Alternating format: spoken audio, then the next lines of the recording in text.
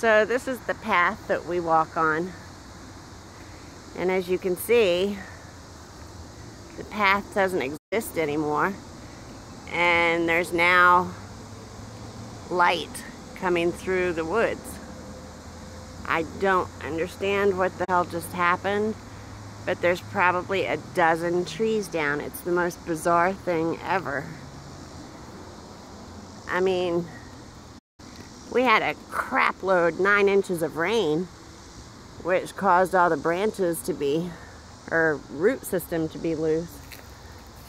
But this, it's almost like an entire row of trees just toppled each other over. It's really crazy. There's no path anymore. You can't get through.